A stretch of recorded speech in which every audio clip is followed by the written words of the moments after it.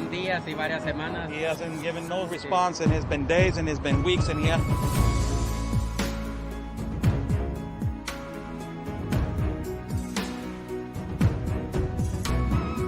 What do you think, Sarah, of this canyon right here? It's absolutely incredible. I haven't been to Tijuana in a lot of years, and seeing how wide open it is. I mean, I don't know if you could turn the camera around and show everyone just how wide open it is. It's incredible.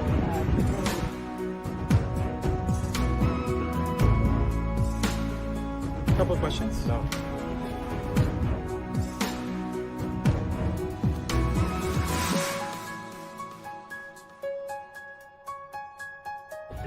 Rashida, what is your opinion on the massive child trafficking that is happening?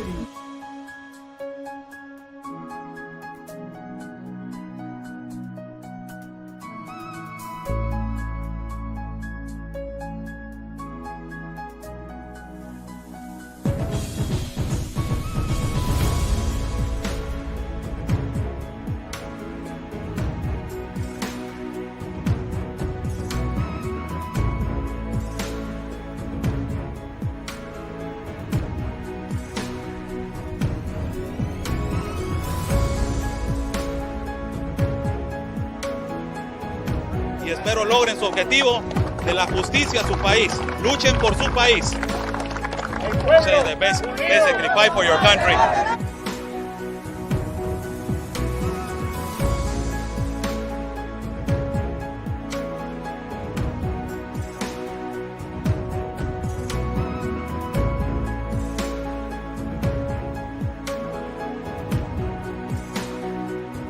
Están bloqueando el acceso.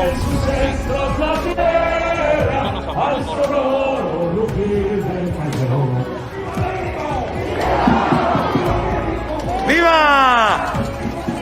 La Policía Federal o la autoridad nos está deteniendo el acceso y nos está deteniendo el paso para poder cruzar hacia el Zócalo, señores.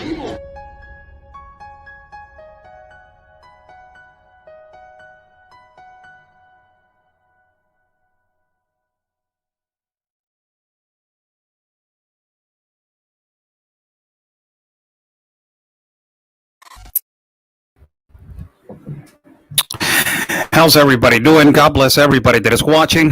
Thank you so much for joining in. I was wearing my glasses because now with this changing of the age till 40 years old, it is amazing what age can do to you. But we're still standing right here strong. How's everybody doing? God bless everybody that is watching. God bless our country of Mexico, our city, Tijuana. And God bless the United States of America. Let's thank God for giving us 2 legs, 2 arms, a mind that we can think, a heart that we can feel, and eyes that we can see. Thank you so much for joining on this morning. Bless everybody on this Tuesday morning. My God, people, we have so much multiple news. As I have been extremely busy doing interviews that they are going to shock you as we are going to hear. Right now we are going to be posting the interview that I did with a Venezuela migrant. This interview, it is extremely important to show people how a really talented human being and a music, he's a musician, that he has been on the Latin Grammys ballot.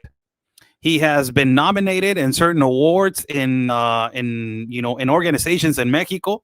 He is, a recording artist, a songwriter, really well known activist, and also he writes Christian songs. That is his main goal. He's a Venezuelan migrant who's running away from political persecution. And this is the most important thing about this interview. Also, his wife, she has 2 bachelor degrees, 2 careers. These are the people that they are, and I'm not advocating for this, but these are people that they are legitimate, asylum cases. That's why I'm bringing the eye opener to the world. What is asylum and what is refugee and what is legitimate and what is not?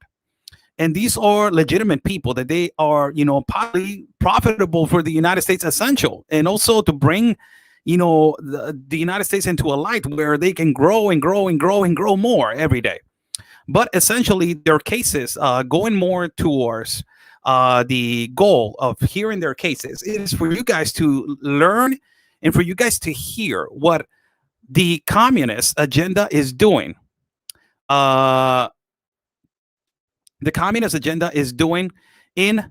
I'm sorry for the blurry signal. It will try to get better. This is inner here in our country. This is the most important thing, that people understand and people learn what the communist is doing to Venezuela. This is the most important thing. And ultimately, his statements. This is a question that I ask. And for everybody that is watching, listen to what he says about Donald Trump. He says this in the interview. He says, Donald Trump, we were waiting. The Venezuela people were waiting on Donald Trump to free the Venezuela people and to ultimately Donald Trump sent multiple supplies to Venezuela, but somebody intercepted them and they don't know where they are. This is an actual Venezuelan migrant who is saying, and he was a firm believer of what Donald Trump was doing in that administration, trying to help the Venezuelan people. But first and foremost, let's get right into it of what is going on over here, man. A lot of people don't like Jorge Ramos. Me, practically, I stopped liking him when he came to Tijuana and he started talking about the caravans over here and he started saying that Tijuana citizens, we were racist. After that, I was like, I'm a done deal with you, man. I'm done with you. And also about the fake lies and the fake news that he has been, ultimately pushing him in his narrative on Univision. That is also flips the script and also they edit the video and to a point that is, amazingly, incredible how they make people believe in their fake news and fake media.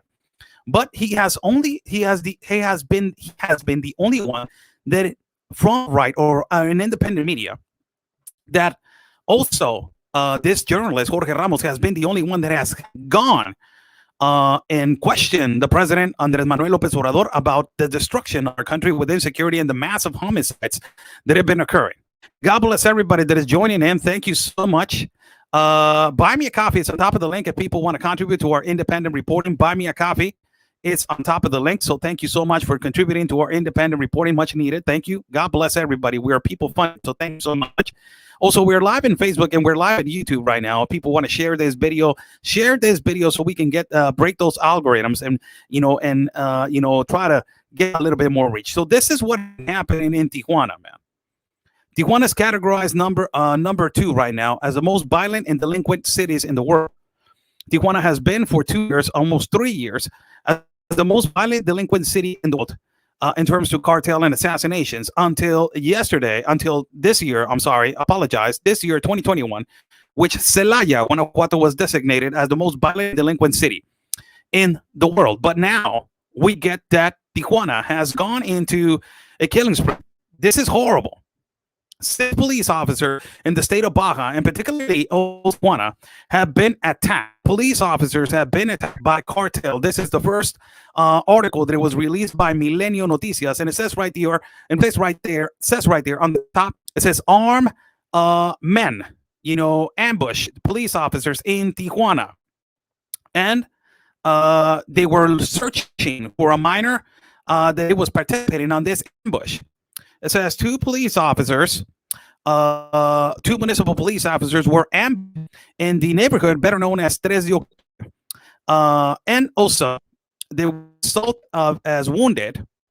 And he attacked around 11:30 in the morning, 9:30 at night, when they were circulating in that particular area. According to the Inform, the shootings were in the street called Villa Urrutia. So this is the operation outside of the hospital, as they were protecting the officers outside the hospital. So this goes to the narrative that, President AMLO was asked by Jorge Ramos, and I will translate that that interview. President AMLO is asked by Jorge Ramos, Mr. President, the horrible security that you have been managing with hugs and no bullets has not worked. You got more than 86,000 murders in your administration. What the hell are you doing? And AMLO says, this is the peak where they left the murders, last administration. This is where I picked it up. It has continued to be straight. He's talking about that like it's an accomplishment, people. Like it's an accomplishment to keep, the murders in a straight line. It is just unbelievably incompetent of this man, of this leader of president that we have.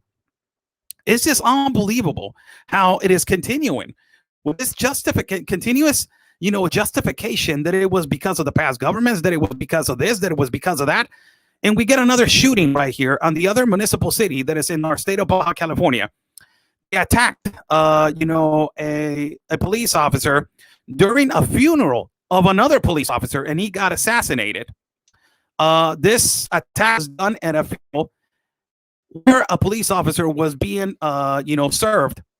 As this police officer died serving, he was gunned down by the cartel, and ultimately at the funeral service, there were other police officers, at that funeral service, at which, this police officer was attacked and gunned down at a particular city of Tecate. It says that a group of men, attended the funeral that is located at La Rumorosa, and they started the attack.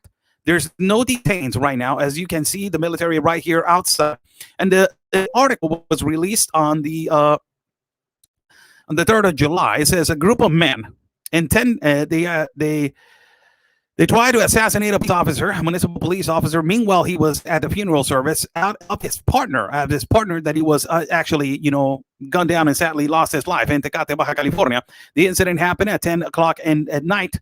Where paramedics mobilized themselves immediately to the funeral service called La Rumorosa. The officer that it was gunned by the name of Miguel Angel Zavala, of 33 years old, he was assassinated on Tuesday. So this is another attack by the cartel in our city of Tijuana. For God's sake. And you got a president. I will show you the interview right now. And you got a president right now, which he is saying that we are okay in insecurity, that he has everything stabilized, and that, it's just unbelievable. It's just unbelievable, the justifications of this man. It's just unbelievable, the justifications of this man. So this is the other news that it was released, and I will actually play the video. This was released by Alfredo Alvarez Noticias, which I will get absolute credit of this excellent article. It says they continue with the attacks on police, municipal police. The responsible, the presumptive, the present responsible, it's a minor of 15 years of age. This is what I'm saying, people. And we have been. Look how horrible this news is, man. 15 years of age, and he is part of organized crime, and he just shot multiple officers inside of a unit. This is how the organized crime is recruiting the young guys, the young kids, the young teenagers, to force them into go to the organized crime. And if they don't go, they will ultimately take torture and them, kidnap them. They will actually do all these kinds of things. So this actually, the person that they're looking for, as the investigation continues, it is a 15-year-old. This is the municipal, vehicle. Is the attacks were done at the 3 de Octubre neighborhood. This is the vehicle from behind, as it was attacked with, automatic guns. And this is the actual, vehicle as it was stopped later on from where the attack was done. And this is the actual video. The actual video, it is, it was given by Alfredo Alvarez Noticias. Let me just put the video right here, as you're going to see absolutely how these young kids, look at this, man. There you see a pedestrian just walking by on the other side. And, this is how it was attacked. Thank you so much to Alfredo Alvarez Noticias for providing this information for our state of Baja California, and also to every American citizen. So this is how, look how this happens. So they're standing right there at the corner. They're 15-year-old, man. This is a pedestrian going by. He walks by and he's like, what the hell they're doing? He sees the guns. He's like, what the hell? Look, so the police officer gets attacked. It looks like a war zone, people. This is a 15-year-old. It's amazing. But you got a president.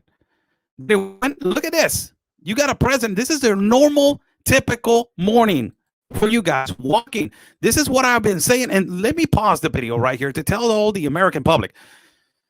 This is what the normal citizen is expected to live by on a daily basis. You don't even know if you're walking the street, crossing the street, and you expect this on the other side of the sidewalk. Imagine if you're crossing with your son, grabbing his hand, is like, hey, let's go to the store, son, let's buy something. And immediately your son is present with this traumatizing act is being given, wherein this youngster is attacking the police officer and shooting the police officer, and it's amazing. These kind of things are happening in our borders. And ultimately, I will address right now one other situation. You got a president of the United States of America, which is saying, I got the borders controlled. There's nothing happening over there. Everything is all right. Everything is good. So ultimately, my number one goal to put this kind of information out there is for people to understand that this wave of violence, this wave of irregularities, this wave of border security, if a border is not controlled, if a border is not protected, if national security is not being given, ultimately this crime will ricochet, and it is a domino effect into the United States of America. It is coming. It is ultimately coming. And this is just, amazing. Look at this video again, how they are, hiding right there, and then all of a sudden from nowhere, like, hey, you know what's going on, Juan? I'm right here, John. Let us give it to him. Like, holy cow. 15 years of age, just because you want to be a part of a group, just because you want to be a part of something. These are the generations that, ultimately are going to be in our future of our country. And it is the generations ultimately that we are going to develop. And we're going to talk about, exclusively about how these generations, they are growing also in Venezuela. How the new generations that that they're growing as, Nicolas Maduro took over and Chavismo took over in 1998. So they grew up admiring communism. This is why this whole importation of unaccompanied minors into the United States of America, it is so important for every single one of you to understand and to learn that how important this is, and to say who is going to educate these young children. It is really important for everybody to understand and to learn to know who is going to educate all young children. Children that they're being brought and they're escaping from a violent and a really delinquent atmosphere, and they're already in the United States of America. Who is going to give them the education, and who is going to provide them the education? And if the education is going to be to adapt into the American culture and American history, this is the problem. When you create a new generation of kids that they believe in communism, that they believe in socialism, that they believe in liberty and libertarian, that they believe on liberalism, that they believe on being a liberal, a radical liberal that is creating this animosity against the law, against all this animosity against defund the police and all this kind of stuff. You have this kind of generation. This is the future. So, it is amazing when we are getting, this kind of movements into the United States of America. So, again, for everybody, let me put this interview that it was done. Now, I will put this interview that it was a couple of days ago when Jorge Ramos is confronting basically, he's confronting President AMLO right here. And he's specifically asking him about the curve that's been existing. A curve. I don't like comments like this. America is dying every day. I don't like comments like that. You're the hope of the world. You're not dying. You're under a struggle. Remember, I will give you an example. Remember when Jesus was in a cross and everybody thought, they were torturing him. The people that tortured Jesus, everybody thought that they were stopping his meth from growing. Remember that? Remember when he was whipped? He was tortured. There was a spine crown put on his head. And they were torturing him all the way to where he was crucified. And when he was crucified, everybody thought, let me give him the last stroke. So they put, a stick with a knife in the heart to make them think that Jesus is already dead. And he supposedly, his death it didn't work. It didn't help anything. But it's a great message that if a nation, if a person believes in faith, it will accomplish everything. Everything that you can Imagine. So don't put those kind of messages. Don't put those kind of messages. Believe in yourself and believe that your nation is still great. Look at this interview about Jorge Ramos that he did to the Mexican president. Yo estuve aquí en la mañanera de enero del 2020 para preguntarles sobre la terrible ola de violencia aquí en el país. I was here in the last year of 2020 to ask you about the great wave of violence in our country. Which, by the way, Jorge Ramos, interference is not your country. You live in the United States in a really nice mansion in Miami. So you're Mexican, but you're not living over here. But okay, I will give it to you. You quoted this, and I'm quoting you. This year, there's going to be results. After a year that you quoted this, Mr. President, there are results, but they're extremely negative. Your government is on the way to consider themselves as the most violent government in history, in modern history of Mexico. 6,000, more than 86,000 dead since you took possession of the country. These are official stats and official statistics. If this continues, there's going to be more deaths than it was before with the past government. Now, look at all these sheep that he has on the side. All these sheep that are on the back. They're leftist journalists from Mexico. Leftist journalists. They don't say a word, man. Everybody on the left in the United States of America was like, oh, yeah, AMLO came back and he just gave it to him. He did not give anything back. He just answered your normal vocabulary that this is the fault of the past president, that his statistics are the ones that they're wrong, and all this kind of yes that we already know over here. So look what he says right here after this. The killings of women, you already know. You already gave us an explanation. Of what specifically he's saying. Jorge Ramos is saying what I have been saying for the past 3 years, people. What has been going on? The killings of women have been occurring in our country. They keep growing into the changes onto in comparison to last year.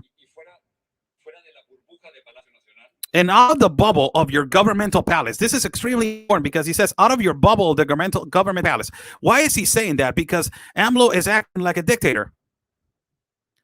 AMLO is acting like a dictator. He's only in his governmental bubble, like Joe Biden, specifically talking about that he's going to, like Kamala Harris, saying that she's going to visit the border. She goes to Guatemala and visits the country, not the border. She's going to visit the border of Mexico. She goes to the governmental palace of Mexico. She doesn't visit the border. She goes to El Paso. She says that it's going to visit the border. She goes around in her nice, suburban, and she doesn't visit the border. This is specifically how they act. So Jorge Ramos says, out of your governmental palace bubble,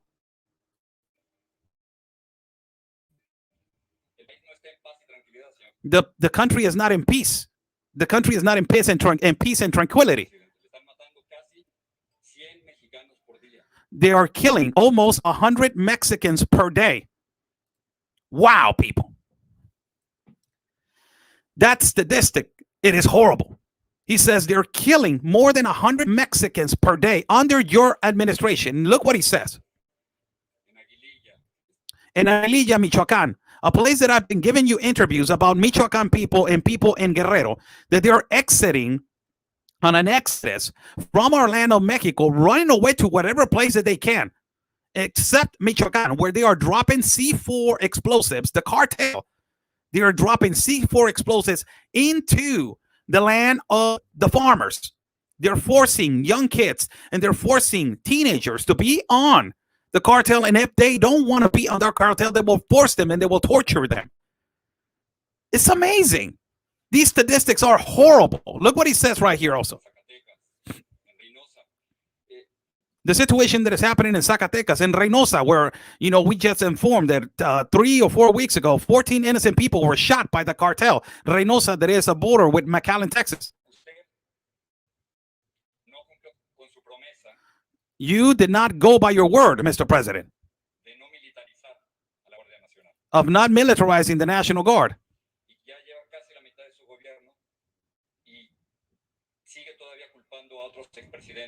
And it's half of your government, and you still, putting the guilt on other presidents because you haven't done your job. Mi pregunta es, si usted cree que su estrategia Because, and out of that, my question is, do you believe that your strategy abrazos y no balazos of hugs and no bullets ha sido un verdadero fracaso? has been a complete failure? Están los muertos, están todos That's the numbers. There's the dead people right there. There's the numbers. ahí.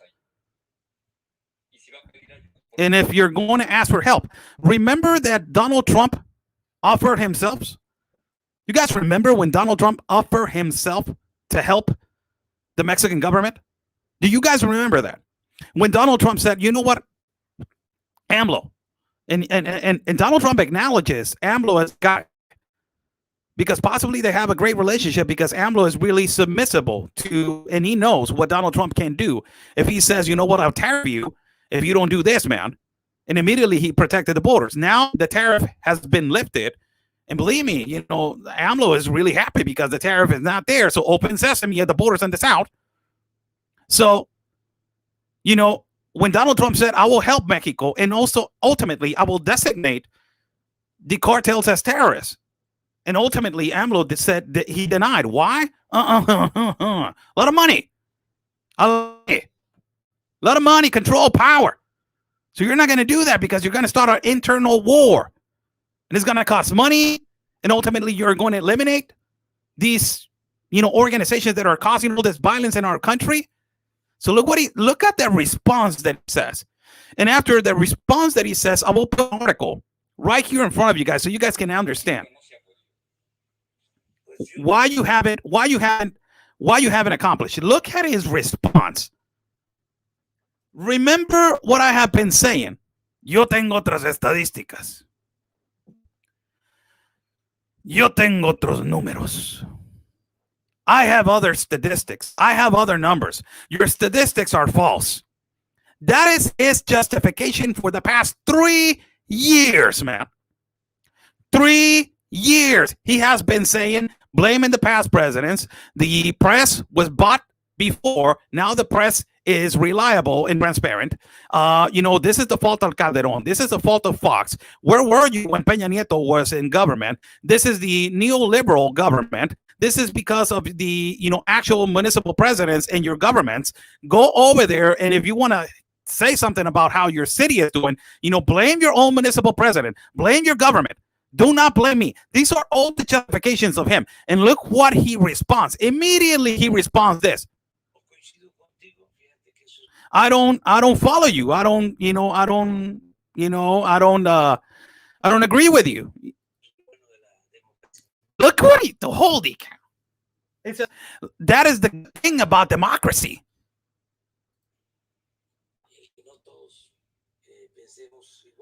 And the good thing about democracy that not all of us, we can believe on the same thing. Are you kidding me with this? This guy that oppressed citizens at a protest, sending police officers to block the streets because of a protest that he did before he became president. He did a protest for more than 2 weeks, and nobody blocked the streets when he was not president. And when people trying to exercise a protest against him, he oppressed the citizens, violating Article 11 of the Constitution. This guy, a complete mess. And he says, I don't believe in your numbers.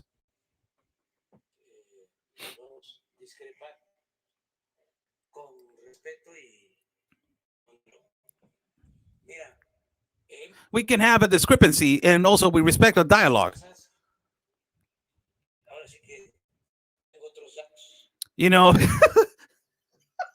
I'm sorry, people. Is that when, oh my God, I'm so tired of hearing this guy. He said, oh, now with all due respect, I will tell you, I have other numbers. That's it's objective. And it is not a bubble in our government. I don't like the self-lied. That is for the demagogues and also for the liars and hypocrites. We have difficulty.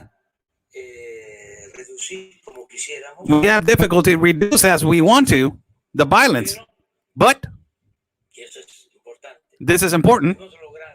We have accomplished contain the growth of violence, that it was growing on homicides. And also there's a decrease. If you want a margin, the 3%, but you have maintained on the curve. The curve is still up. It is one of the worst numbers that have existed. Yeah, let me bring a graphic because it's really interesting. Look how everything is so settled. It looks like a count show, man. How in the hell AMLO got a graphic immediately when Jorge Ramos is present there? He knew that he was going to go over there, and he knew that he was going to be asked about the homicides. They already had everything planned. So you got AMLO bringing out a great, magnificent graphic on the back. And it says, if you look, the graphic is still stabilized. The curve is still stabilized. This point right here, this point is really interesting, he says.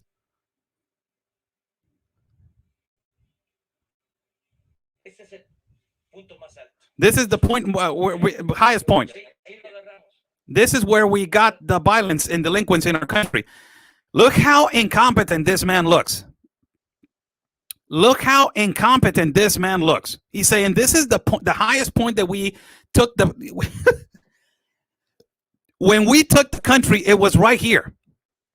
Let me just take myself out of the screen so you guys can look.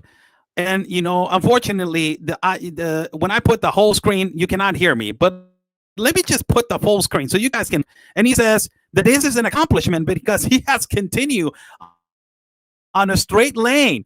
So going down as a decrease of violence and delinquency, it is not an accomplishment. An accomplishment is to keep the curve exactly as it was. Because he has contained the violence from growing. Holy shit.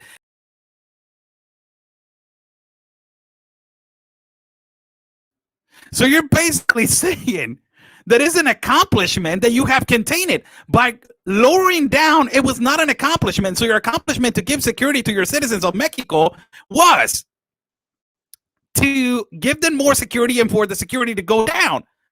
But this is horrible. Look what he says right here. The tendency was growing and was going up.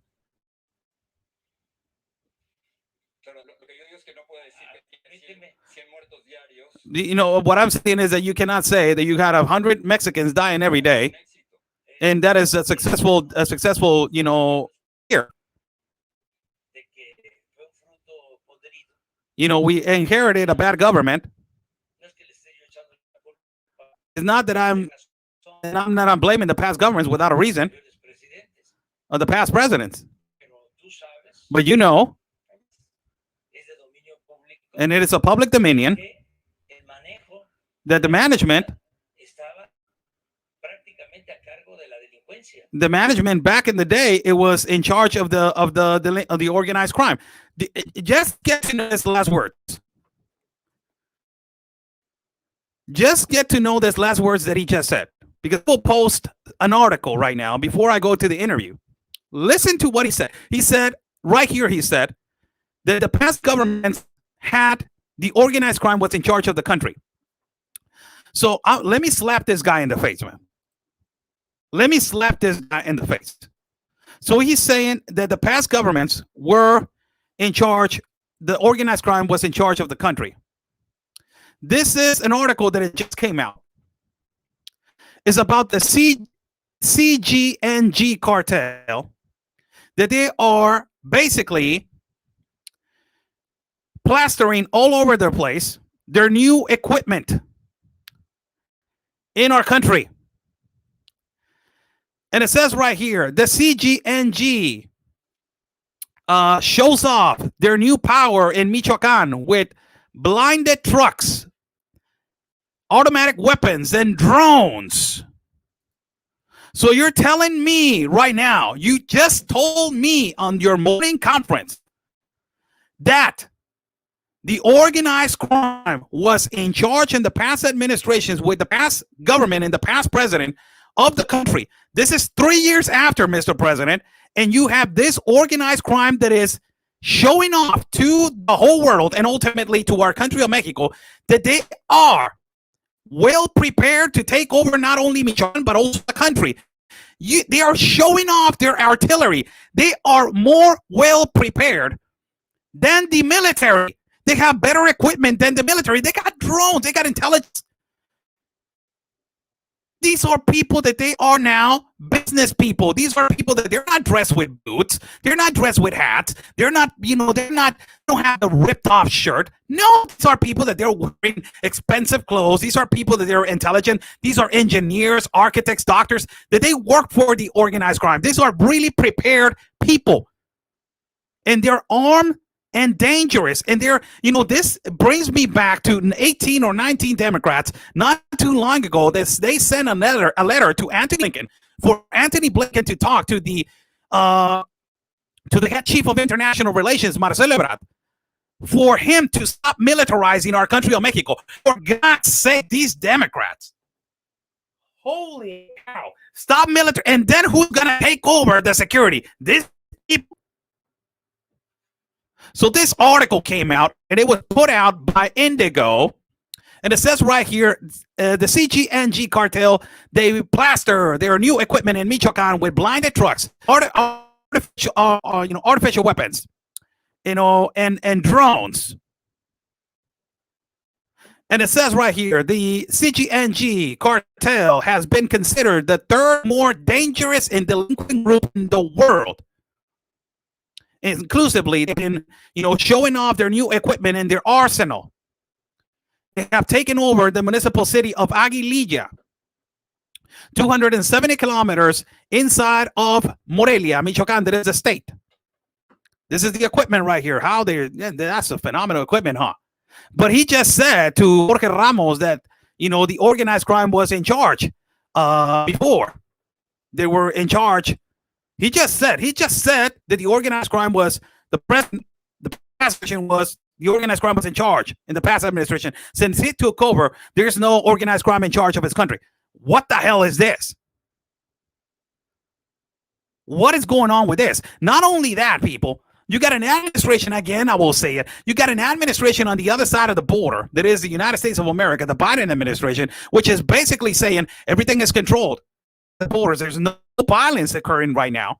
Holy cow. In the interview that I will bring you guys during the week, that is going to be a really sensitive interview where a woman, her husband, this guy was, God rest his soul, he was running for mayor at a really particular place close to Michoacan. He got kidnapped, assassinated, and tortured by the political party that is ruling right now our country. This is how insecure. This guy is lying through his teeth in front of every single citizen. Look at this truck, man. Look, they have drones. This confirms they are dropping C4 explosives to the farmers. Imagine this arriving to your house. Imagine this kind of truck arriving to a farm. And where you don't have possibilities. You're a farmer. You're a humble farmer that, works on the land, works with corn, and tomatoes and avocados and all this kind of stuff. And this kind of truck appears in front of your face and you're like, get the hell in the car, man. If you don't get in the car, you know what's going to happen. And you got the typical excuse right now. Sometimes in the live feed, I'm getting like, oh my God, why so ignorant? Why don't they stay in their country, Oscar Blue? And why these farmers, they don't fight for their land, Oscar Blue? The hell they're going to fight against this? Where's your logic? Our government is failing. Our government is incompetent. Our government is full of corruption. The United States needs to participate in this. They need help Mexico, really. And governments from first-class world countries, they need to interfere now in Mexico to stop this kind of movements and stop these organized crimes from growing and being a military, basically. They're creating a military. It is already a military. Donald Trump wanted to come in and help, and he wanted to designate these groups as terrorists. It's just amazing. But you got the president right here saying on a live, on an interview with Jorge Ramos, that in the past administration, the cartels were the ones that they were taking control of the government, but now nobody's taking control of the government. He has control of it. What the hell is this, man? What the hell is this? What are you going to say about this?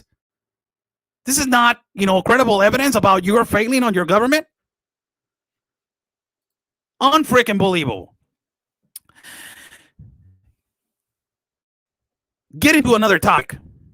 We did a premiere today in the morning in Spanish of a interview that is going to be extremely important for every single one of you guys to understand where Venezuela is right now. You know, sadly, Venezuela has been one of the countries that has been an exam for the world to show how communism and socialism and their total utilitarianism has, taken over the freedom and ultimately everything from the citizens. We did this interview with a Venezuelan migrant, and my God, I was so taken over by this story because this Venezuelan migrant, he is with his wife. This Venezuelan migrant has been in the ballot for the Latin Grammys, nominated in the Latin Grammys, and also he has been nominated in certain award organizations in Mexico, like the awards, ARPA Awards. Not only that, his wife, she has two careers, some in business management and business development. They're really prepared people. And as I was hearing his story, as he was always singing against the left, against Nicolás Maduro, against the progressive left that has taken over the land and the freedom of the Venezuela people, this is extreme important interview for everybody to hear how communism and socialism does not work, and the message that he sends to the young kids in the United States of America. And also, the most important thing, did Donald Trump send help to Venezuela in his administration? He clears it out. He's a musician, and here's our interview. It's a 22-minute interview. I will try to translate as speaking, and as he is moving on, I will cut some parts of the interview because I want to get the most juicy parts. But this is his, we did this edited video for him, and this is part of his music, as he sings Christian music. And also, he is a really good guy. I'm not going to lie. So this is his story. His name is Naum Calderon, from Venezuela, migrant from Venezuela, escaping political persecution. As his number one option was not the United States. He moved to Ecuador to live, and he lived there 2 years. And also, he bound over there by the regime of Nicolás Maduro, and he was persecuted. And also, in Ecuador, he had to exit Ecuador also. Horrible what is going on in Venezuela. This is a clear example of a manifesto of how communism and socialism does not work around the world. For all these leftist Democrats, they think that a socialist capitalism, that is the new, new phrase. For everybody to watch out for that new phrase. That is the phrase that these dictators use. Socialist capitalism. It is the phrase that they use. Look at this.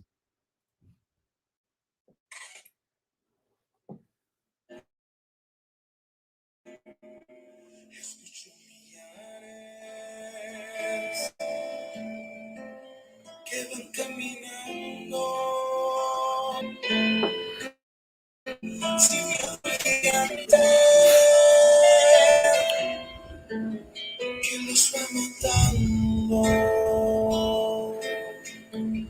la mano lleva tierra dolida, grita de agonía,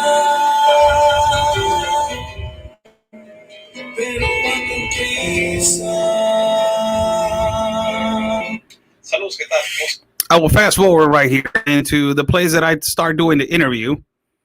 And this is, quite interesting. He said, I am a musician and, a songwriter. Let me see if it fast forwards right here.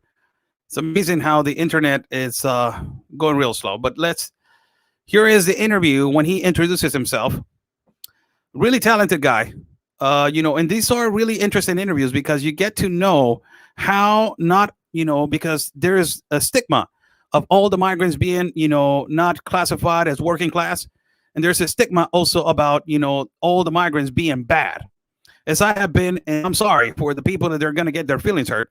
Not all of the migrants are bad. A lot of them, they want to work. A lot of them, they want to do things right. A lot of them, they are really, successful, migrants. A lot of them, they want to bring the best that they can to the capitalist country in the world that is the United States. there's a problem. There's a difference between being admitted and being vetted, and being not admitted and being not vetted. So, not all of them qualify. As I have said before, economic migrants, the majority of them, the vast majority of them, they're economic migrants. And you got legitimate cases like political persecution. They have a possibility, but you have economic migrants, the majority entirely of them, they're the ones that they cross through a mountain, they cross through a sea, they cross through a desert. And that's, illegally. They're doing that illegally because they know that they have zero possibilities of getting the political asylum. But you got people like this that they want to do things right. So here's the interview out as he is describing himself, what he does, what has he been doing.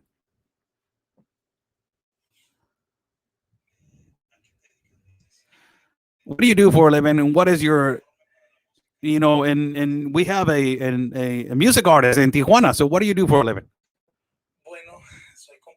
Well, I'm a songwriter of some years.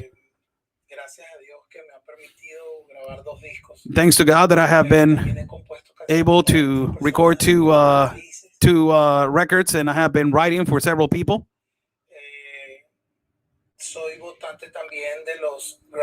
I have been in the ballot in the Latin Grammys. In the Latin Grammys.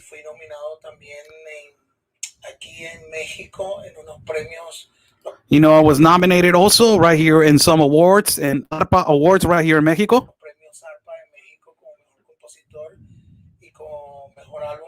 And I was nominated right here for best songwriter and best, album in the year 2015.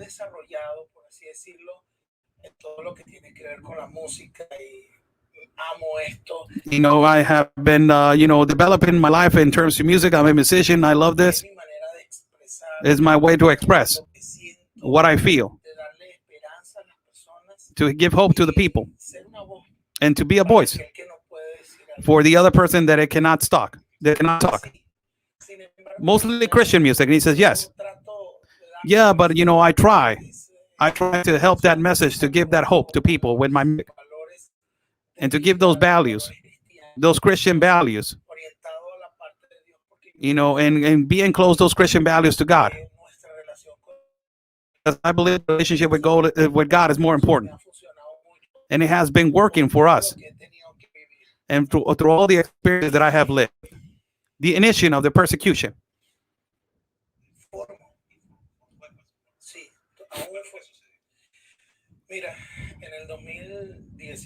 Look, at 2017, when we started as a force, as a group that it was protesting, I remember that there were the days and months more difficult, and there were a lot of tension in those protests because we protest against the regime of Nicolás Maduro. And we were trying to fight against the government. We were actually fighting against the government in the streets. This government that is a regime, the communist regime that has taken over.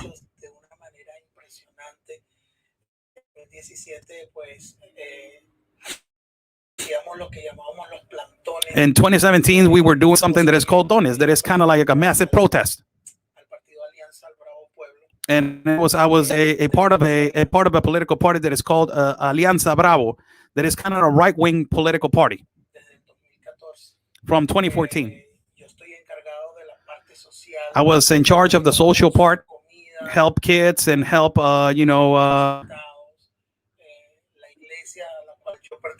and I was part of the church.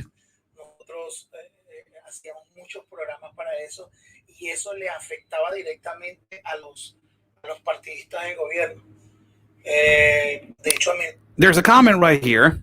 There's a comment that I get the comments and I get really, upset kind of comments. So it says in Spanish, lo voy a leer en español. Es un comentario que verdaderamente no me molesta, pero digo, vaya, voy a leerlo. ¿Qué quieres que haga la gente americana por México si los mexicanos no han podido hacer nada? ¿Qué pasó cuando la gente se puso enfrente del palacio? Nada. Y los venezolanos, libéralos para tu casa. Desgraciadamente, let me answer this to Blanca. Eres una persona, no sé si eres norteamericana o qué seas, pero desgraciadamente ahorita nosotros los mexicanos estamos pasando por una situación muy difícil y se nota tu incompetencia y tu ignorancia de que el gobierno norteamericano ha sido el que ha estado provocando esta enorme inseguridad en las fronteras con tu presidente actual, Joe Biden. Ahora, si nos vamos a lo que está pasando en Venezuela, es un totalitarismo de comunismo que es un ejemplo y es un manifiesto para que tu gente que está en Estados Unidos tratando de meter el comunismo y el socialismo, para que de eso aprendas. Abre más tu cerebro de cacahuate que tienes y trata de entender lo que está sucediendo alrededor del mundo. No todo está en una brújula que es los Estados Unidos. Te quieres convertir en una brújula de los Estados Unidos, te vas a convertir en un país comunista. Si no sabes, México es un gran proveedor de exportación e importación hacia los Estados Unidos. Ustedes hacen millones y trillones de dólares con la exportación y la importación de la mano de obra barata. Compañías y monstruos que están localizados en México. Claro, México está proveyendo, Estados Unidos está proveyendo trabajos de muy baja paga a nuestro país, pero ustedes están haciendo trillones y trillones. Por eso nunca se han cerrado las fronteras. Por eso existe el Tratado Internacional del TEMEC entre Canadá, México y los Estados Unidos. ¿Y por qué no hablas de las complicaciones que ha hecho desde la administración de Barack Obama y Joe Biden, que complicaron la existencia y la vida hacia nosotros los mexicanos, deportando en la historia? Es el presidente que más mexicanos ha deportado en la historia, llamados latinos. ¿Y por qué no hablas de Rápido y Furioso, como Barack Obama infiltró y contaminó todo nuestro país con artillería para el cartel? ¿Y por qué no hablas de la enorme violencia y delincuencia de los niños desaparecidos de 90,000 en el 2014? ¿Por qué no hablas de las caulas que ocasionó el gobierno norteamericano en el 2015 para poder deportar a más de 90,000 niños? A mí no me importa si eres demócrata, si eres liberal, si eres republicana. Pon tus hechos y analízalos y entiende que todo este problema es para crear sobre todo, como ustedes dicen, awareness en los Estados Unidos y para que puedas entender lo que está pasando en cada país. Si no te parece, lárgate. Si no te parece lo que estoy diciendo, fuera. No voy a tener paciencia con este tipo de individuos que llévatelo a tu casa. ¿Qué tipo de sinvergüenzada y comentario tan incompetente das? Change it to English again. Let's go to the light. Again, he's explaining how, how the situation in Venezuela is exacerbated and it's turning into a really bad neighborhood and what he was going through with this political persecution.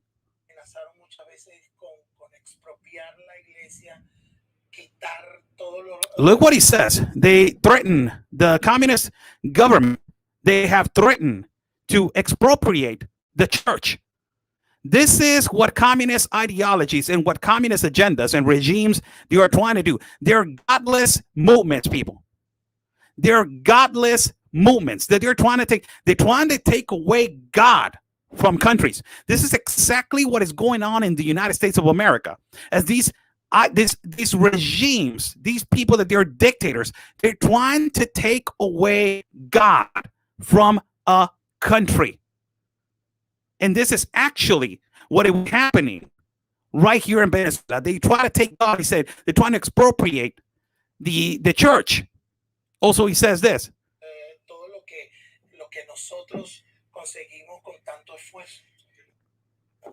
Everything that we accomplish with so much strength, they're trying to take it away from us.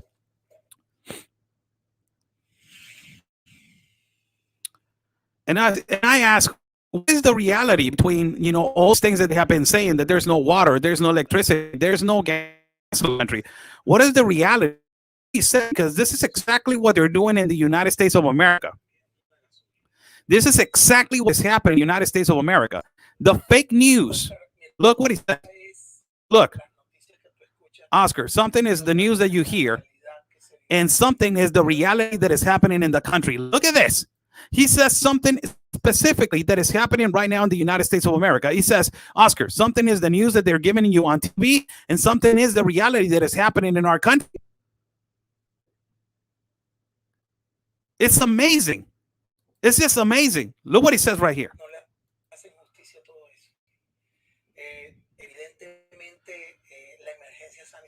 They don't do emergency for that. As inevitably the sanitary emergency that we have. When COVID started, the catastrophe started happening in our country. On the side of that, electricity, the continuous shutdowns of electricity, continuous, food supplies we don't have, the water, and the political persecution that we have been suffering. It is horrible. They have been trying to take down the Venezuelan people.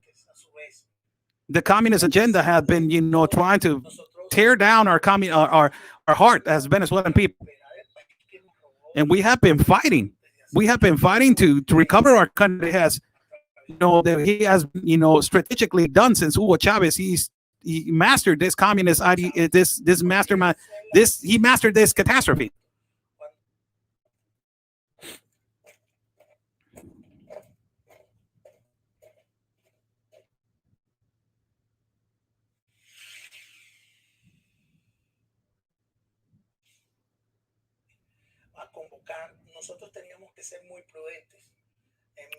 We had to be really prudent when we were, doing news.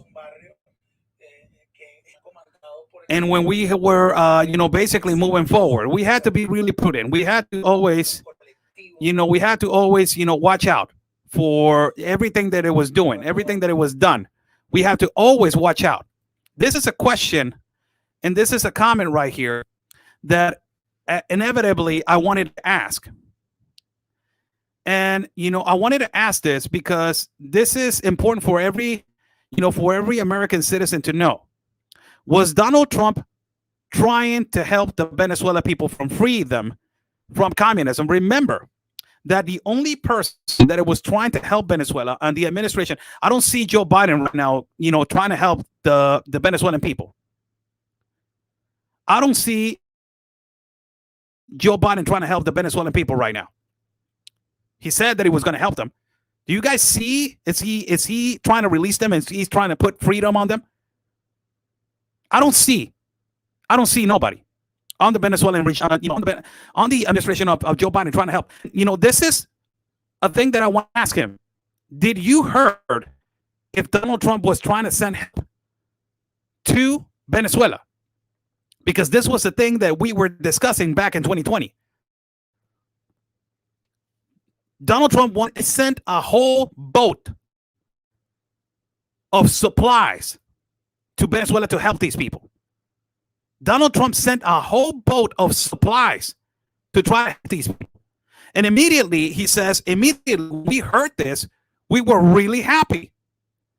But we were afraid that the regime was going to take over all the supplies from us. And guess what happened? The leftist regime took every supply from them. Where are those supplies? This is what actually will communism do.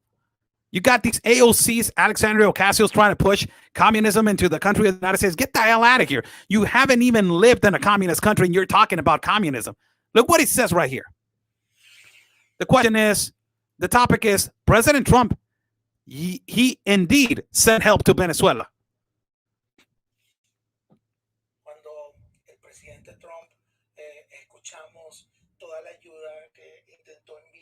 When President Trump, we heard that all the help that he tried to send to Venezuela in that, famous month of April,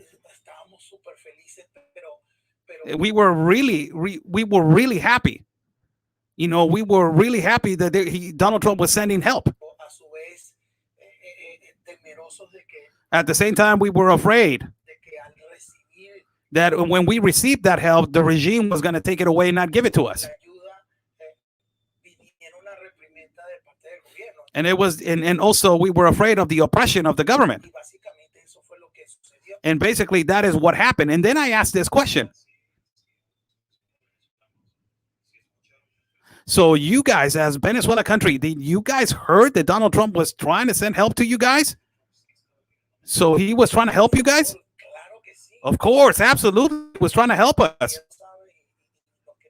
And everybody knows, and everybody that is watching knows that Donald Trump was trying to help us. Hold on a minute. MSNBC says other things. PBS says other things. CNN says other things. Not only those, the Daily Beast says other things. Democracy Now! Says other things. They don't talk about the things that Donald Trump was trying to do for other people, right? No. Right? They don't talk about Donald Trump trying to fight these communist regimes and these communist dictators, right? No. They talk about the tariff that is implemented in Venezuela by the United States, right? But they don't talk about the help that Donald Trump was trying to send over there. And it was stopped by the communist regime to let them in. Imagine how many millions of dollars it was being sent over there to help the Venezuelan people. And this Venezuelan migrant says, you know what? Yes, he was trying to help us.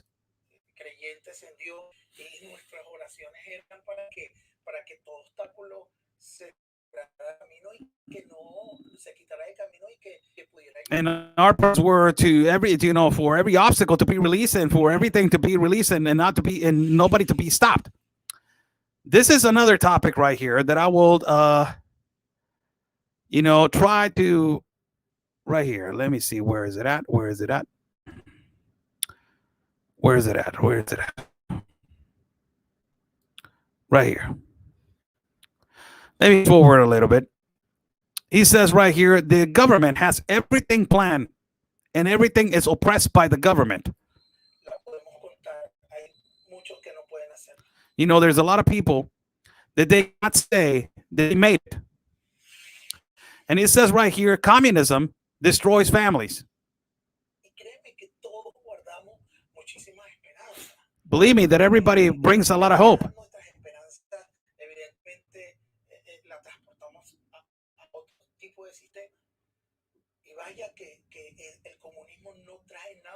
Communism does not bring anything. They bring poverty, destruction.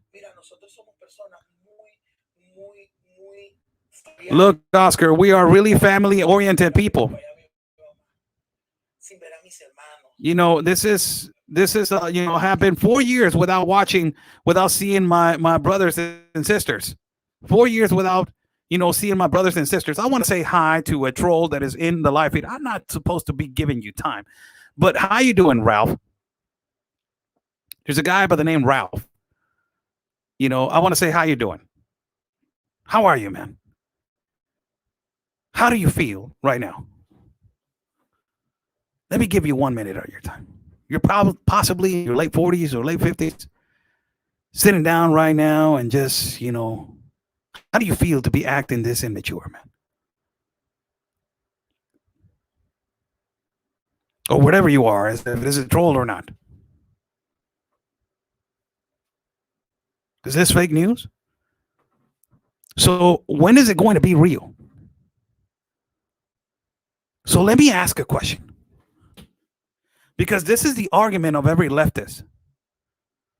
You put video of people actually trafficking children into the United States of America, and they say, the leftist says, it's fake news. You put video of actually leftist organizations and activists creating fake marriages and fake families, and actually video of them admitting it, and it is fake news.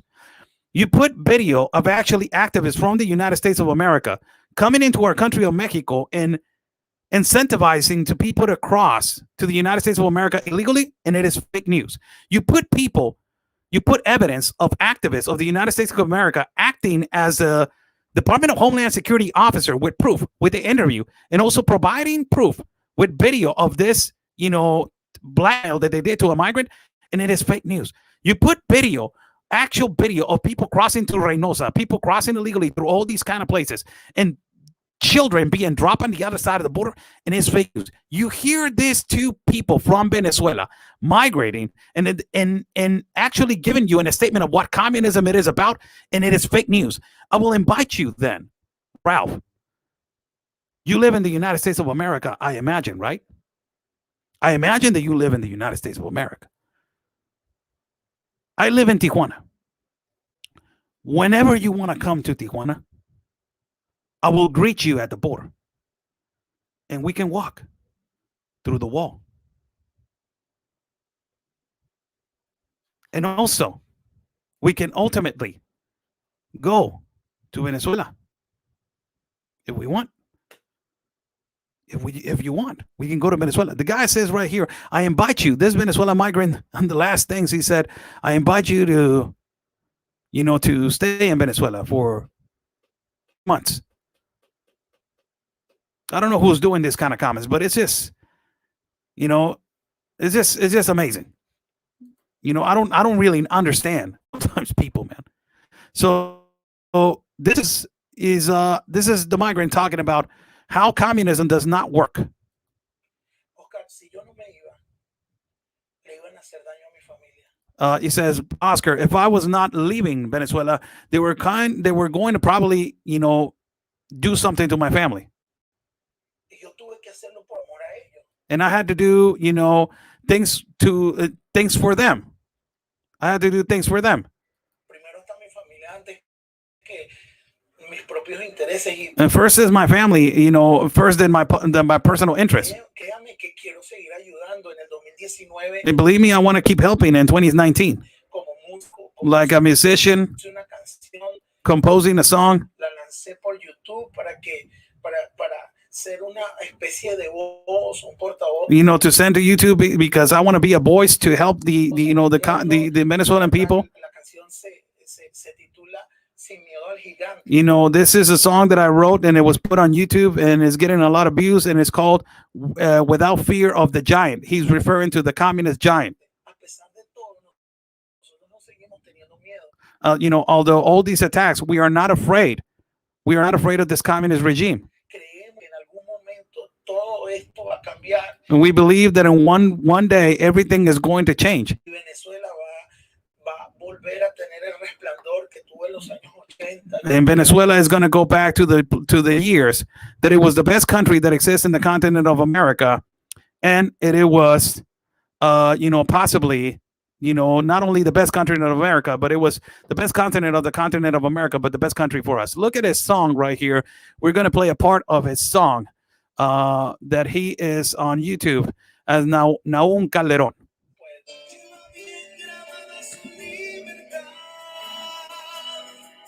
Vientos que me llenan de esperanza,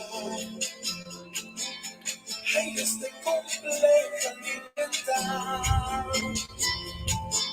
con la vista puesta en la esperanza, derramada la gracia que de arriba me han de enviar. Vientos que coraje el alma brava, lucha como puede hasta ganar. Que el arma que lleva es un rugido que perturba los sentidos de tiranos ignorar. Venezuela, Venezuela, Venezuela, tus colores, tus estrellas. This is, you know, and you know what it takes me more amazing about all this stuff is the comments that I just get in the live feed sometimes. And I apologize if some of the comments that I commit this same mistake all the time. And my manager always tells me, like, why do that? Why you engage? Don't engage with the bad comments. It's the way that I've been all this time. And I try to improve on that. But God's sake, it's just so difficult, man.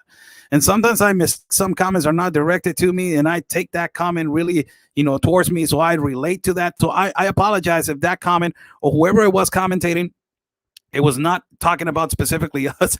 So I really want to apologize, but that was not to me. I really want to apologize. I apologize if it was not towards me. Sometimes it is. You guys are having conversation between you guys, and I bumped, and I'm like gossip. I get in there, man. I get in there. I'm like, no, what are you talking about? And it's not even a conversation between me and somebody else. It's between a conversation between you and somebody else. So I want to apologize if that got out of hand, man. If that got out of hand, I completely apologize. And God bless your heart. But this is so sad. Look what his wife says right here on the interview. Look what his wife says right here on the interview.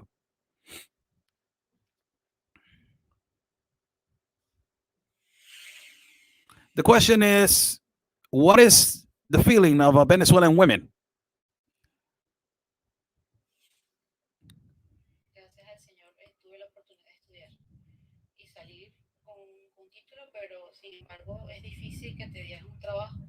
Thanks to God, I had the opportunity to study, but unfortunately, we could not find a job. There's no jobs. And just because we are from Venezuela, it's really hard to find a job because everybody takes us as, communist people.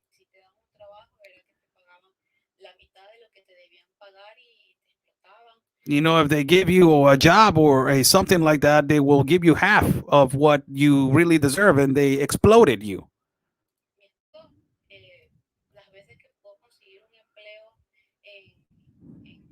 My husband, the times that he has tried to get me a job, and my husband, the times that he has tried to get a job,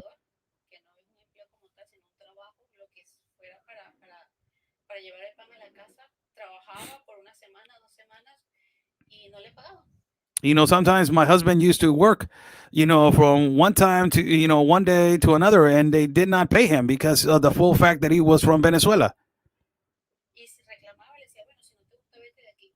And if he complained, they say, hey, you know what, then get the hell out of here. So I say, like, God, what are we doing? Then the next question is look at this, because this is a really interesting question that I ask. This is a really interesting question that I ask. As a Venezuelan woman, is it healthy to create a family right now in Venezuela? How strong of a question is that? Because you're a woman and you want to procreate, you want to create a family, you want a child in one particular point of your life. This woman is in her early 30s, late 30s. And this is amazing, the response that she says, because it's so sad to hear this, that she says, you know what? No, in Venezuela, no. Look, the question is, do you think it's healthy to create a family in Venezuela?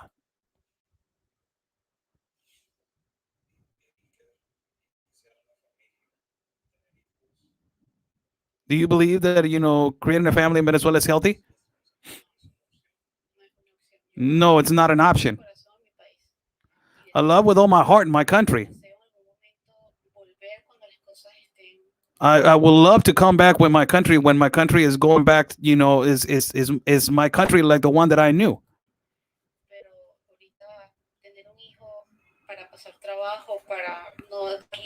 But not, right now, to have a son and to not give him the necessary things, diapers. Just look at this, man. They're not even, women are so traumatized in Venezuela to not have a child that they actually do not want to have a child because they know that they're not going to be able to provide diapers. Wow. It is amazing how communism has completely destroyed this country, that this country was a leader of the continent.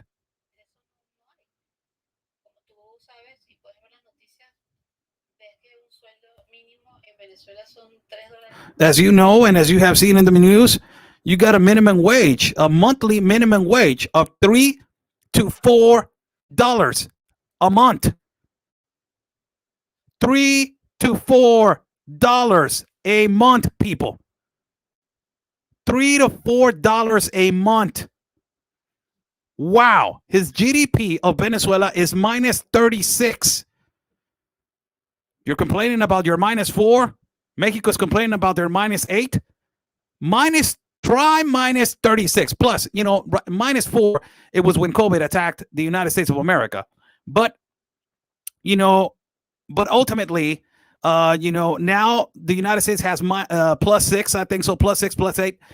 It has had, the greatest, the United States boosts their economy immediately like this. It is just something that is just, a thing to do, just like in a blink of an eye.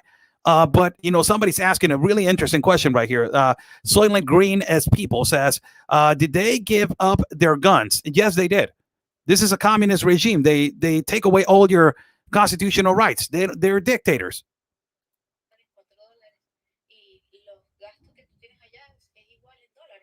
So the expenses over there that you have over there is in dollars. So you're going to buy only with $3-4 a kilo of cheese. So what is that? That is illogical. It doesn't have no sense. What do you miss more of Venezuela? Look at this. We live at 3 hours away from the beach. Their beaches are beautiful. Venezuelan beaches are beautiful. They are, to basically, the number one thing that I miss is my family. 4 years without seeing my mom and my dad.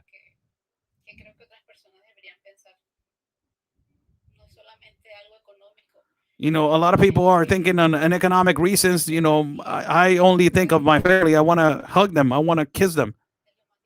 That is the most difficult thing for me. What is the message that you sent to the young kids that they want communism? Look, these words. This is the last question that I ask. And this is the last question that I ask because it's really important for people to understand. What is the message that you send to the young kids of the United States of America that they want communism? This is for all the leftist Antifa little young punks that they're out there and they think like, oh yeah, we're Marxist, Black Lives Matters, kind of Marxist leftists, that we want communism.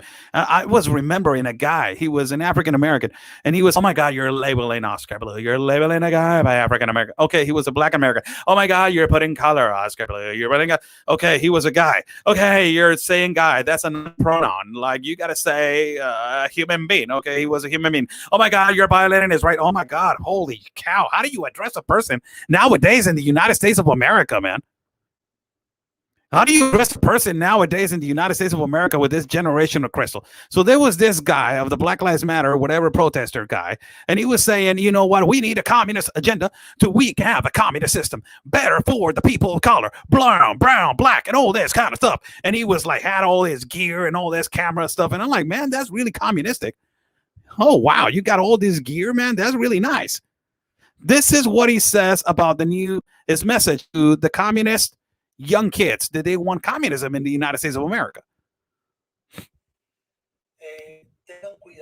Be really careful. Look how he starts.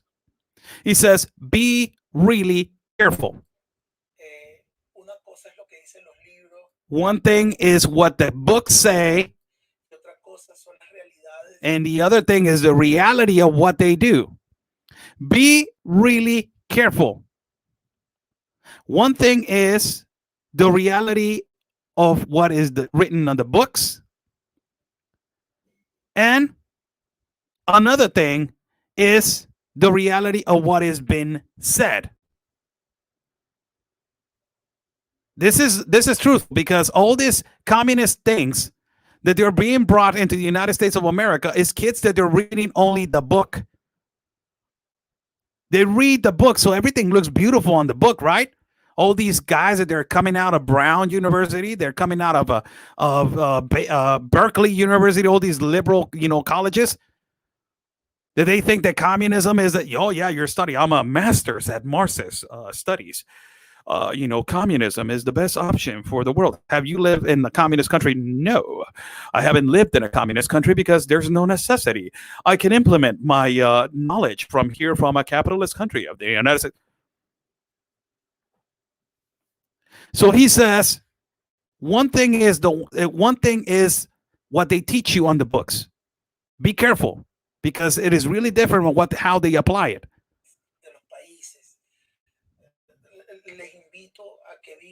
I invite you to live 3 months with electricity shutdowns, water shutdowns, without gasoline,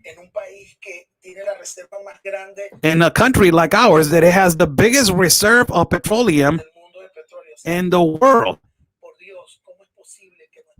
For God's sake, how is it possible that our roads are so messed up?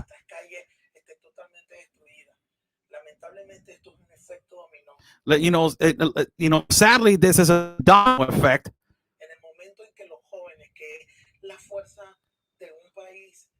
In the moment that the young people are, that is the strength of a country. When they start thinking of this way, watch out. Look what he says. This is really important. At the moment that the young kids start thinking on this particular way, like this young generations of crystals, like these young generation of Crystal, that they're thinking this way, that they're thinking that communism is the idea, that communism is the best thing in the world. Look what he says. When these young kids start thinking that, is when the problem starts emerging. The United States is slowly changing into this.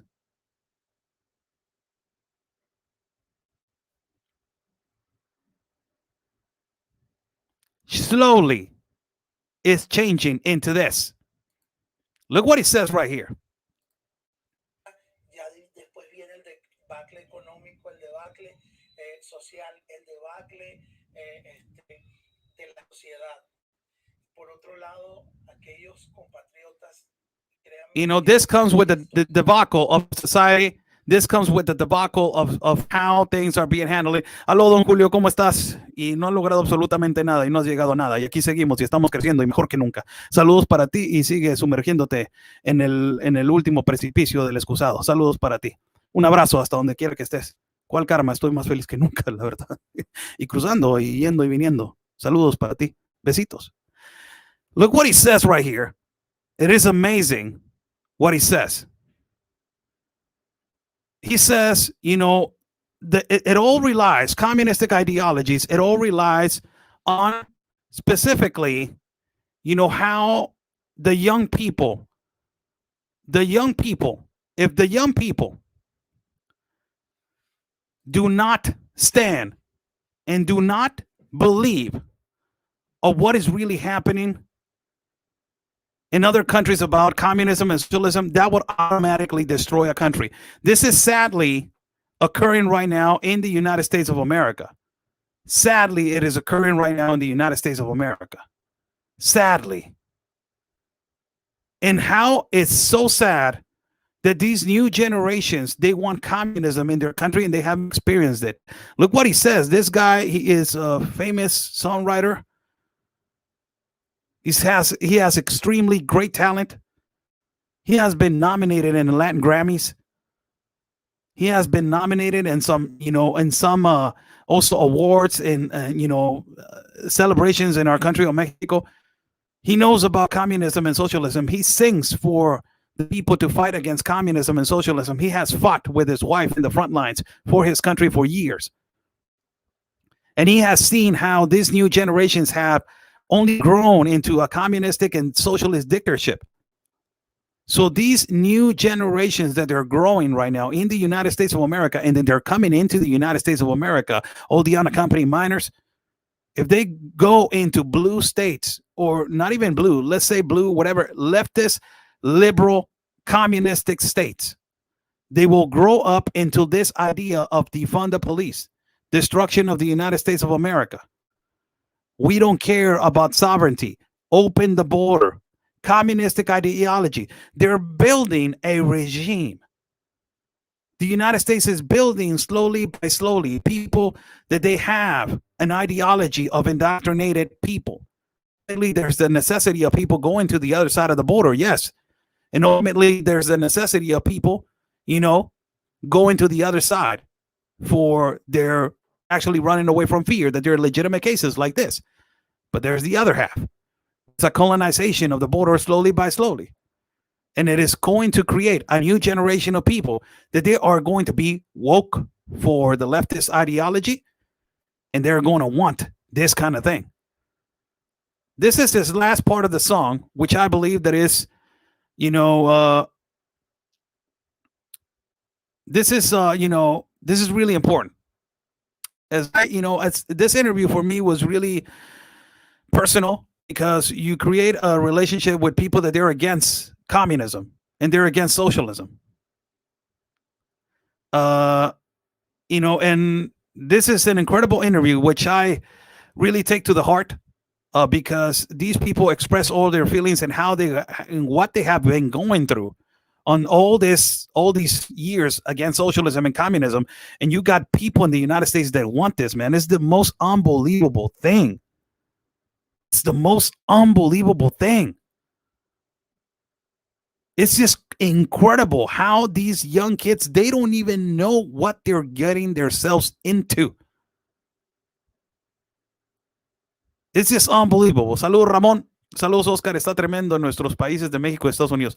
Está tremendo, sí, la situación no solamente en nuestros países, sino también en Centroamérica y Sudamérica. This is the last part of his song, and I believe that he has an extreme talent, really extreme talent.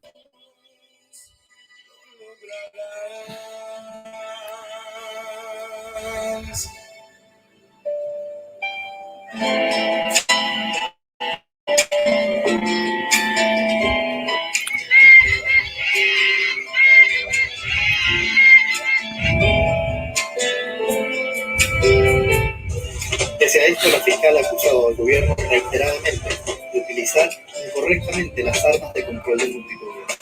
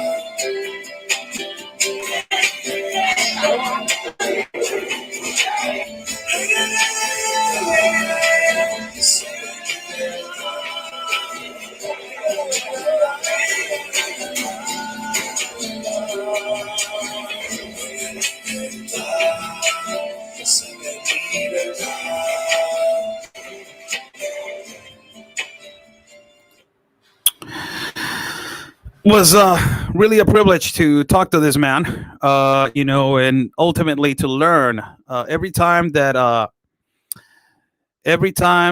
we are learning little by how systems work on every country as we do interviews with different migrants from across the world. It is beautiful.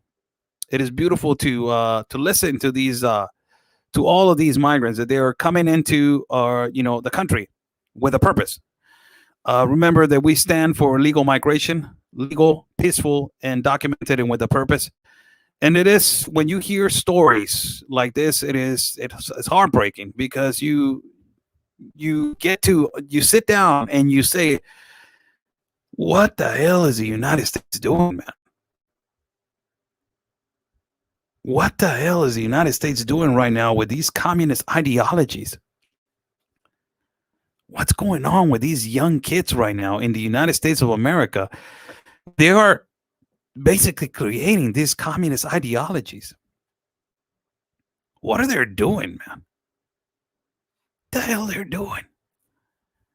And they get these examples, and it is fake news, and it is not, it's not a reality. But they're trying to bring it to the United States. Defund the police. Take away the Second Amendment. Defund, all of it. Mainstream media lying and oppressing the freedom of speech. All of this, it is horrible. Remember those generations back in the 1940s and 50s and 60s when it was privileged to go into the United States Army or the Marines? Remember when a man was feeling less of a man because he was not serving his country? That it was part of your life to be going into the military. And if you did not serve your country, you felt that you were not serving your family. You were not serving the purpose of your country to be protected. You were not serving your flag. Remember those generations when they were due everything and then appreciated everything? Remember when sports figures used to respect the flag, not turn away from it? When they used to stand at a podium and, I know that we have our conflicts with the United States of America, but I will stand in the podium and I will look at the flag that it has been given me the opportunity to be who I am, a great athlete with great potential and to win millions and millions of dollars across the world. Remember when they used to respect that flag? It's amazing that those generations now, they have been changing with the course of time.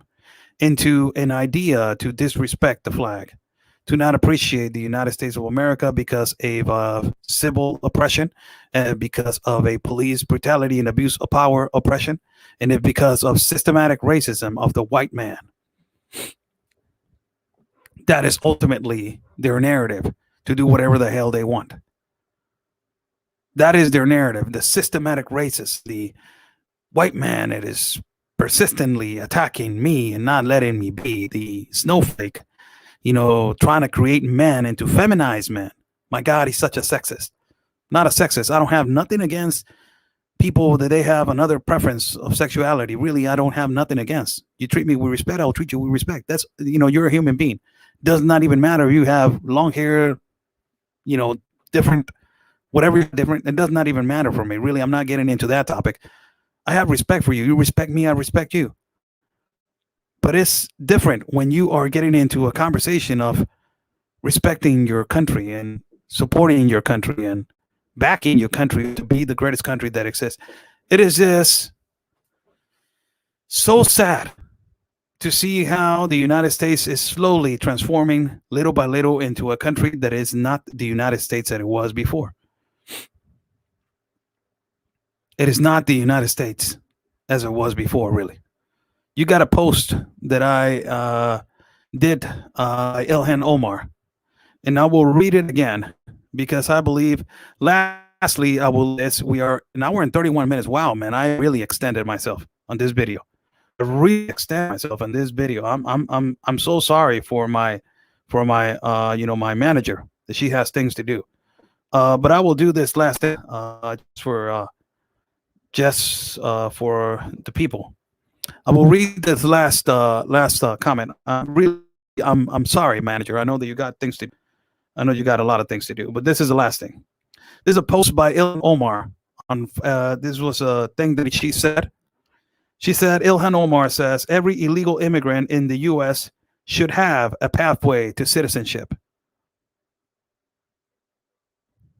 I thought that you eliminating the word illegal and that you got offended by the word illegal and you're saying illegal. First and foremost, what the hell is that? I don't understand you. You're saying the word illegal when you are supposed to be oppressed by the word illegal. So you are referring to the word illegal. So what the hell? You're contradicting yourself, because not too far ago, you were saying that illegal should be eliminated from the dictionary. And you're saying every illegal immigrant. So you're actually admitting that there is an illegality of coming into the United States of America. For God's sake, how bad of an argument is that? It's holy. And it says every illegal immigrant in the U.S. to have a pathway to citizenship. And I posted this. I don't know if I'm okay. I'm posting this. And I don't know if I was okay on reading this. But this is my thought on what she posted. I said, the United States is converting into a place where anybody can enter, but not the people that they really want to provide a better economy. Be an incentive, be a resource. People who know the history of that country, and ultimately people who have loved the United States of America. They forgot about the people that they really want to come back to the country by loving that country, by using it. It is really, really sad what the United States is converting into. I will leave you guys with that statement because it is actually a fact. And it is actually a reality of what the United States is converting to. God bless everybody that's watching. Hey, Oscar, ¿qué opinas de los zapatistas? What is your thought about zapatistas? Zapatistas ahora, zapatistas now, or zapatistas before? Which zapatistas are you talking about? Zapatistas, I admire that man that is behind me. That is Emiliano Zapata. He used to fight for the indigenous people and the farm people and the poor people in our country. They're trying to put him in an agenda that he was a socialist, that he was a communist. I don't look at that. I look at purpose, that his purpose was to fight for the indigenous people and the poor people and fight for the land. It was a man that stood his ground. And it was a man that ultimately was fighting for the poor against a regime of a government, that it was a classist government. that it was ultimately taking advantage of the poor people. And he fought with we fought alone first, and then with all farmers. And people are trying to, oh yeah, Emiliano Zapata, look at the treaty of this and the treaty of that. I don't care about that, bro. Really, where I care about the Plan Ayala. Lee el Plan Ayala. Lo he leído 1000 veces. Read the Plan of Ayala. I have read it millions of times. I admire this man for what he stood. That it was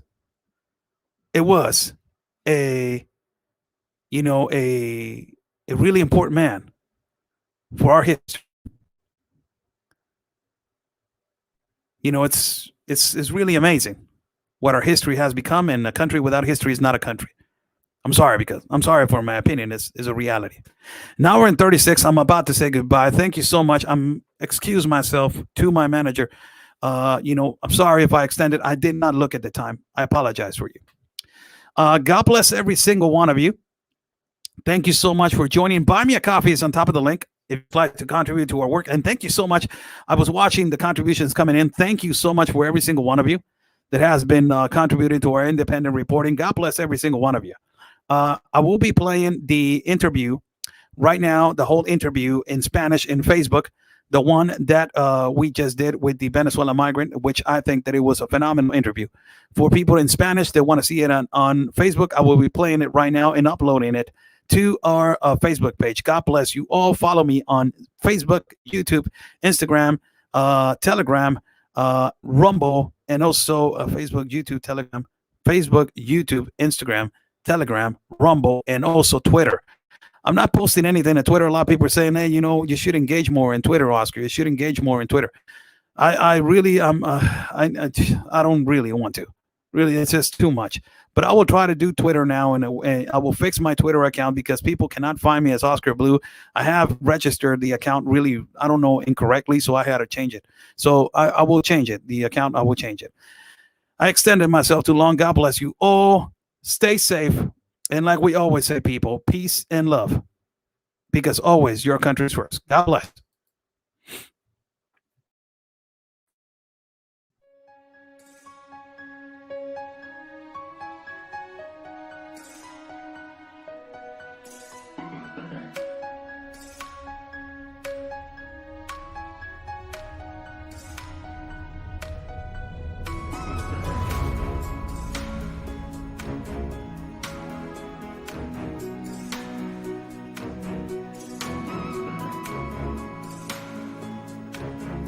Ya van días y varias semanas. He hasn't given no response, and it's been days and it's been weeks, and yeah.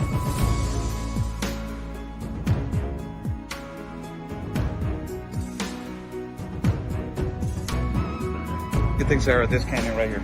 It's absolutely incredible. I haven't been to Tijuana in a lot of years, and seeing how wide open it is. I mean, I don't know if you could turn the camera around and show everyone just how wide open it is. It's incredible.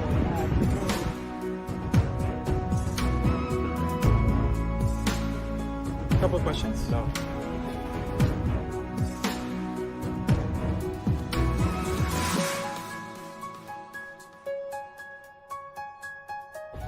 Rashida, what is your opinion on the massive child trafficking that is happening?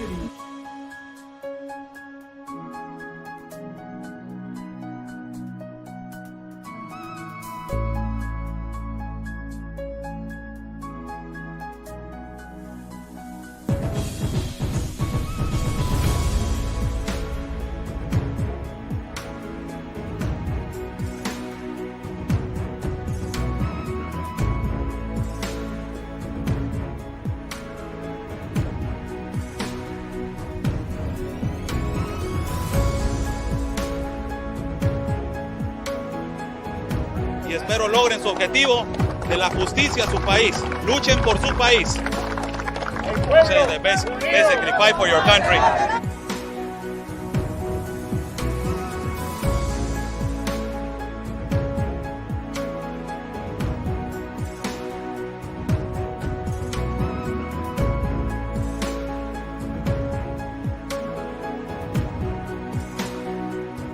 Están bloqueando el acceso.